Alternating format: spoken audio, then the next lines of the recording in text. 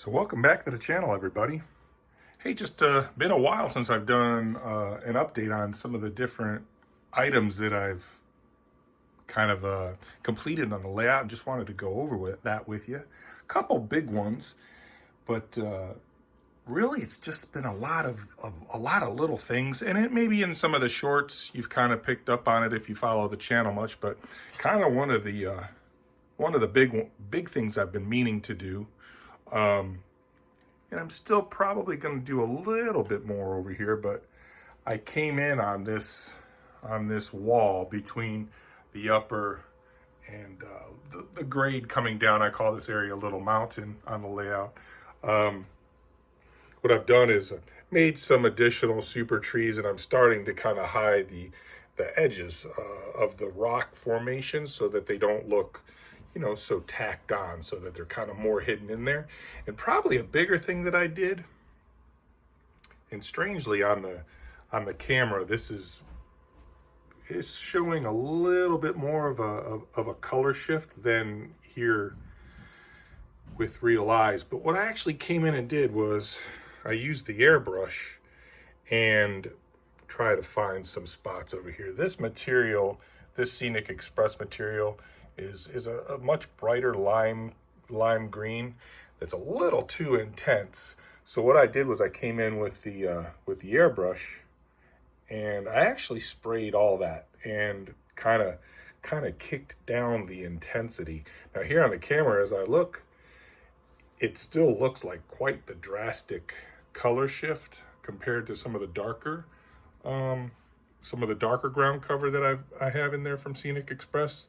But with your regular eyes, it's a much more subdued color gradient, which I really like. Probably still going to get some more bushes and shrubs in there. I can't come out too far, and certainly down here lower near the track level, I can't come out super far, or the larger pieces of rolling stock, especially as they come around the curve right here, will catch that stuff, so we don't want to do that. So that's one thing that I did that really like how that has turned out. I still need to get a little bit more foliage in over here. I started adding some foliage back here to this area, and I'm going to still continue to build that out. I got to make some more super trees and shrubbery. When I was doing some of the highlights and whatnot on this stone wall face, some of the pigment dripped down and hit the stone wall here. So I'm either going to have to repaint this. Probably what I'm going to do, I'll probably repaint it on this portal. This portal is actually removable, so we'll get that done. Started putting some ground cover and whatnot into this area over here. Still got to get up onto this spur and do some other things in here. We'll have some more super trees and bushes, not really trees per se, maybe one or two, but more bushes to kind of break that gradient, because there's quite a bit of fall right here. Don't want to have that be too terribly drastic. And there'll be a signal that's going to go in here. I had a signal that I was going to wire in the last time I was up, but it faces the wrong direction, so I'm going to have to get a different signal to go in there. What I'm going to do is put a signal over here that'll allow me to know if there's trains parked behind this wall. These two tracks can either be used as hidden storage or staging tracks, or if we're going to be conducting any operations down here in this section of the layout, obviously one of the tracks comes through over here and the other comes through right over there. So if we're going to be switching out Vetter and Sash, or the construction company dropping off new equipment or whatnot, or needing to use either for a runaround, obviously we don't want to have trains stored back there and run into them. So we'll have some signaling set up back there. Pretty easy to set up. Like I said, I just need to actually get the signals.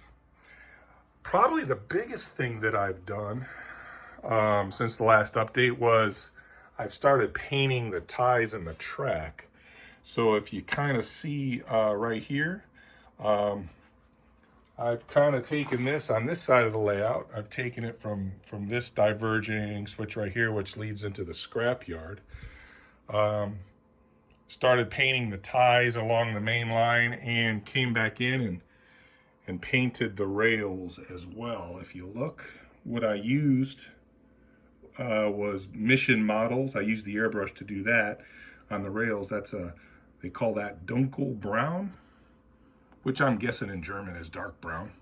But typically, older mainline rail, as it rusts, it goes pretty quickly from that bright orangish and red tone kind of oxide colors to brown colors. But mixed up, just hand mixed up 4 or 5 different shades of beige and painted, just randomly painted ties, left some of them black, and then came back and spray painted the rails over that. And it gives you a really nice overspray effect that, makes the track look dirty. And I carried that all the way around and up to the curve, right up until about that point right there where the bridge starts. I've got to crawl up there to do the bridge area. Picked it back up right here. You can kind of see the difference between the painted rails and the non-painted rails. Like I said, I'll get that maybe 6 or 7 foot section done when I gather up the gumption to crawl up on the layout and do the work up there. But got the rails up here painted as well, and this goes all the way around to the grade crossing over here at Wycliffe, which is going to be tough to see, A, because of the sun, and B, because there's a train casting a shadow on it right now. Another thing that I got finished up was over here in the scrapyard. I used evergreen strip styrene to kind of bring the middle, the track level up to grade. Probably still gonna do some weathering and some washes on this. And some few more washes on this to bring this into the, still not quite the right color. I'm probably gonna use the airbrush and get some color that's a little closer to what we have over here. I really want to get that sort of roughed up scrapyard kind of environment over here as well. This is ground up, basically ground up leaves from the yard that I ground up in a blender and then lay out on a cookie sheet and bake them in the oven for about an hour and a half at very low temperature to dry them out. And once you get that stuff dried out, it makes really nice ground cover just for your sort of wooded areas. That's all handmade ground cover over there. But stuff does really nice in industrial areas too. You put it down, glue it down, and then you just come in with the different, colors to make this look more like a muddy sort of metallic, rusty ground. This is being a scrap facility. Made some more junk. There's always use for old PS1 electronics. So these are just some wires and components from a PS1 locomotive that I gutted to turn into a dummy, and started painting those. Those need some more washes and stuff put on them. Got some more junk and debris back here. So always looking to add stuff to the scrapyard. The little, these are little tabs from some electrical outlets from some electric work that Randy and I did over the summer in a shed he built. I painted those up to look like, I don't know, just random scrap metal, etc., etc. So that's what I've been up to on the layout itself. Coming over here to this area, initially, you can see, Randy wanted to build a bridge over here. Randy really likes bridges. So my vision for this area had always been to have some sort of a hill feature coming down over here. Now Randy has actually carried some of the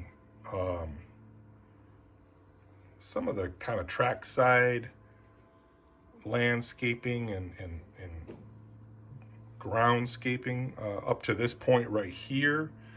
He did do a wall detail on the backside. You can't really see it, but there is some work put into that. So I'm reluctant to pull all this out, and probably what I'm going to do is build a retaining wall and then run the hillside up to this grade.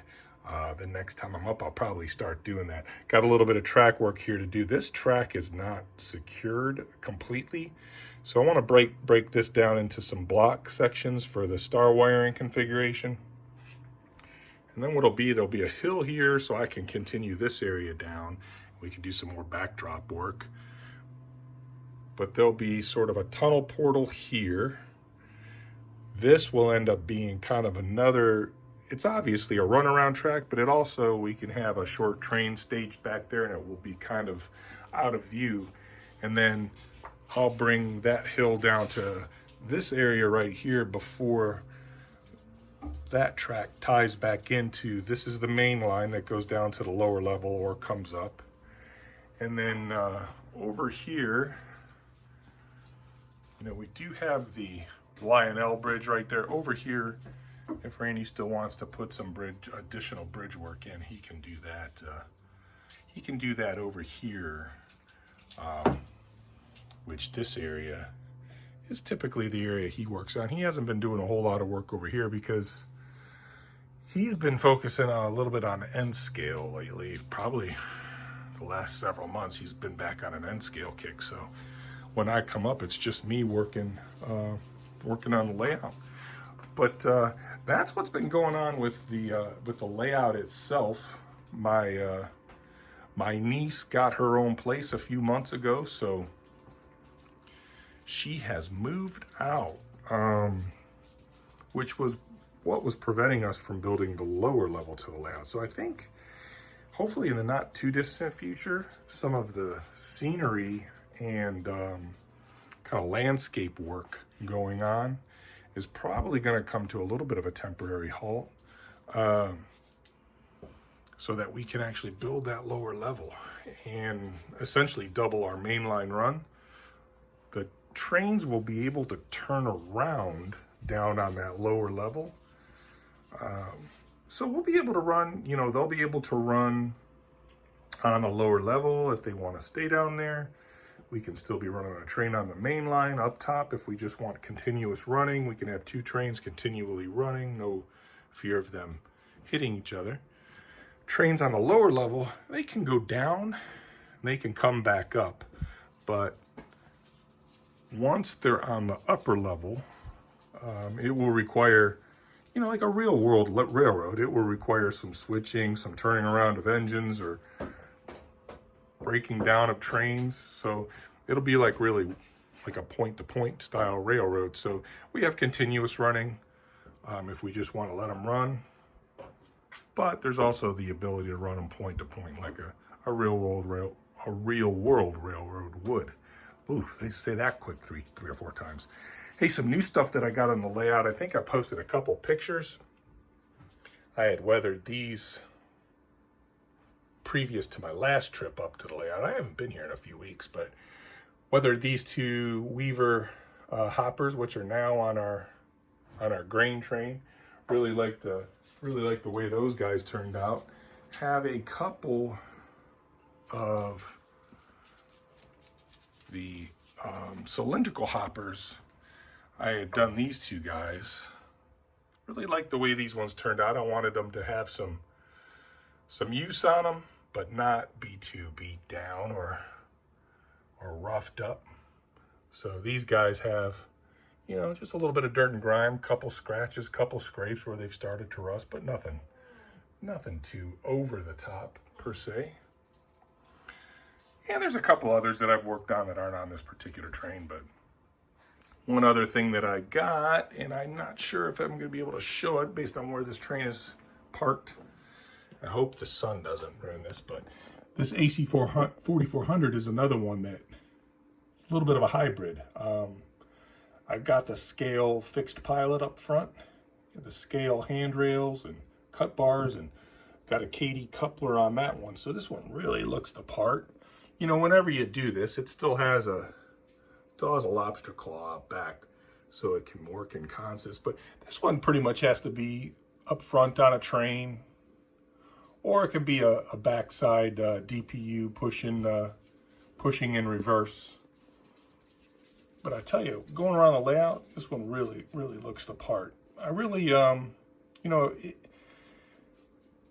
I like the looks. I know the guys in HO and N, and obviously O-scalers that do 2-rail, they don't understand or comprehend why high rail guys like this middle rail and the swinging pilots. Well, the swinging pilots are because of space. You know, this main line has 060 radius. It's about 75% of the radius on the main line here is 060, and there's a few, about 25% is 072.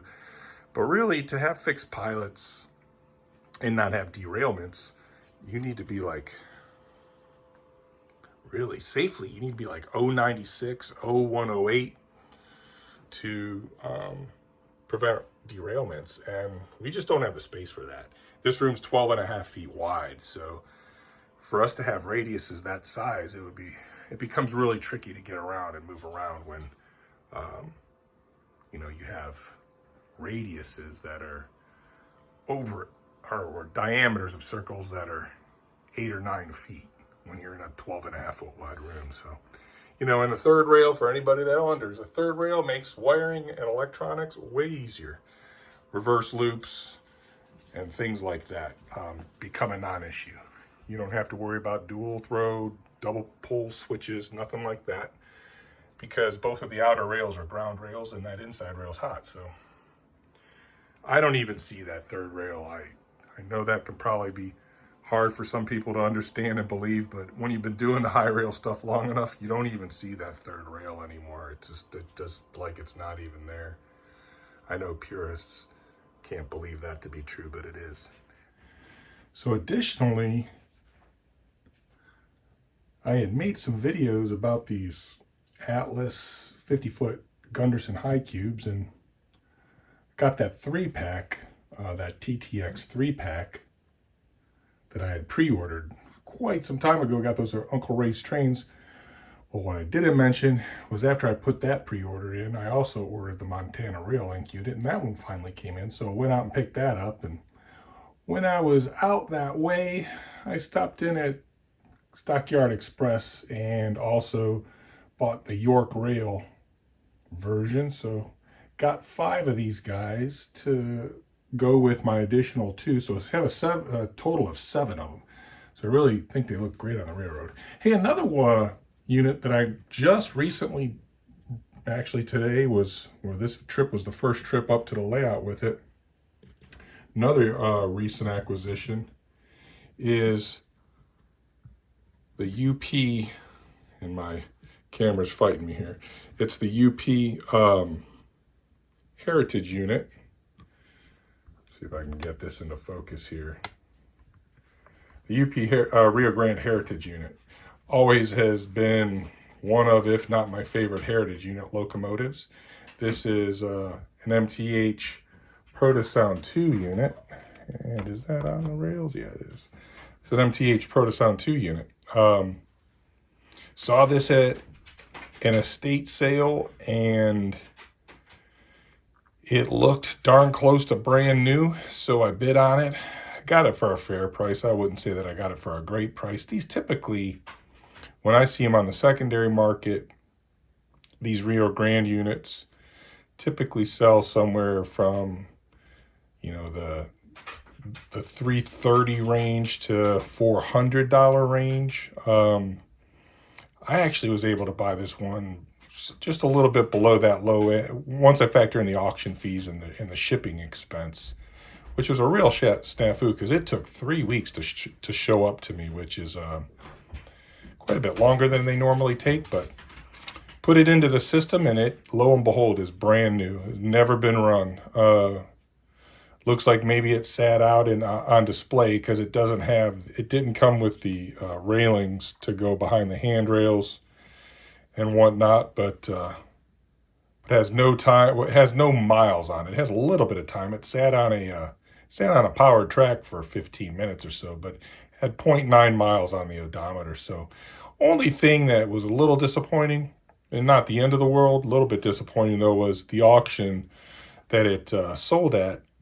They really did a terrible job putting it back in the box, and they jammed the wrap and everything back in there, and it broke the both sun visors off. So I actually had to reattach those, which was a little bit disappointing, but not the end of the world. The sun visors on these things are real fragile. These ST70s are pretty heavy, and some broken sun visors, especially if you use the little ribbons that come with these locomotives to pull them out of the box, sun visors usually break pretty easily on these guys. So got those fixed, and boy, what a gorgeous locomotive. I pretty much ran the CSX units the entire time I was up here visiting, but the next time I get up, maybe I'll make a short and get some UP stuff on the rails and run this one up at the front of a train. She sure is beautiful. But okay, guys, hey, this one's gotten a little longer than I anticipated it would. But I do appreciate you spending a few minutes with us here at the Lake Erie Midwestern. Hope everything's going well for you. Hope your week's gotten off to a great start. I'll probably post this on a weekend, so I hope your weekend's going well. Hey, wherever you are, hope everything's just great in your part of the world, and appreciate all you spending a few minutes with us. Happy railroading, everybody. Alrighty, take care.